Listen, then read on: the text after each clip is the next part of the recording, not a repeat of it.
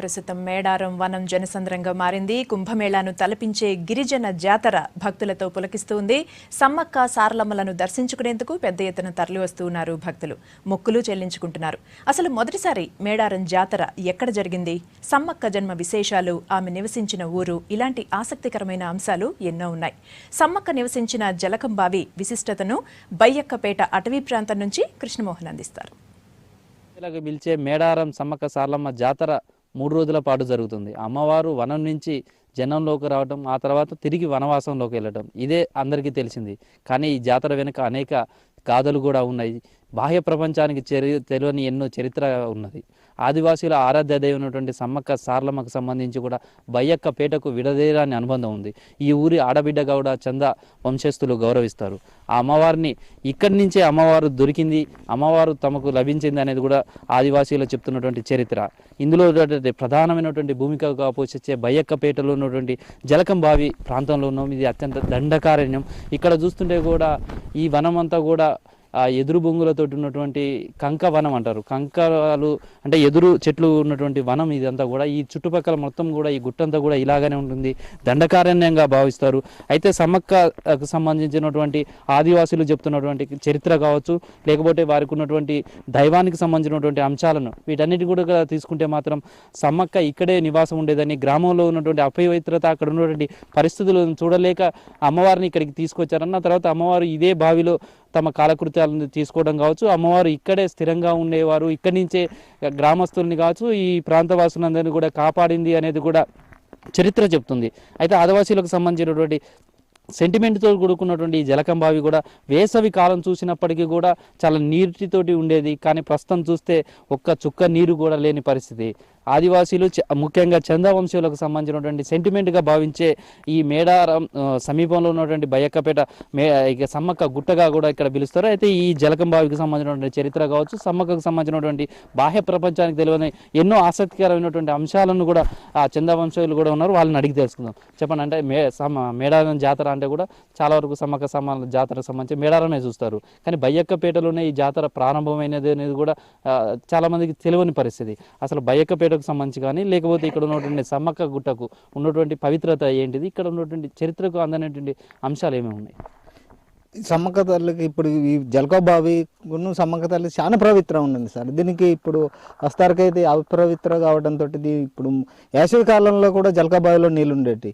ఈ అపవిత్ర కావడంతో ఈ నీళ్ళన్నీ ఇంకిపోయినాయి సార్. అసలు అంటే ఇక్కడ జలకం బావికి సంబంధించి అమ్మవారికి ఏంటి సంబంధం, అనుబంధం ఏంటి?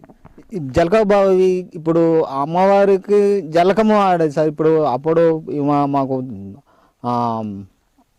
గడపాదలో దొరికిందని చరిత్రలో ఉన్నది కాబట్టి అప్పటి నుండి ఇప్పటిదాకా కూడా ఈ జలక బావికున్న సమ్మక్క తల్లికి చాలా సంబంధం ఉంది. ఎందుకంటే ఈమెని ఆ సమ్మక్క గట్టుకు వదిలేసినాం కాబట్టి ఈ జలక బావిని అప్పుడు పూర్వీకులు తీసినారు కాబట్టి ఈ జలక బావిలో అంటే జలకం అంటే స్నానం చేయటం అన్నట్టు సార్.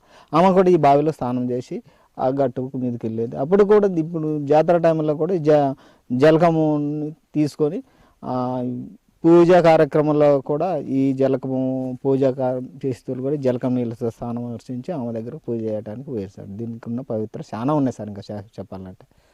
అయితే ఈ జలకం బావికి సంబంధించినటువంటి కావచ్చు, ఈ సమ్మక్క గుట్ట చాలా పవిత్రంగా భావిస్తారు అంటారు. అసలు ఈ గుట్ట దగ్గరికి మామూలు సమయాల్లో వస్తుంటారు, అలా వచ్చినప్పుడు కూడా ఎలా ఉంటే ఈ గుట్ట దగ్గరికి చేరుకుంటుంటారు?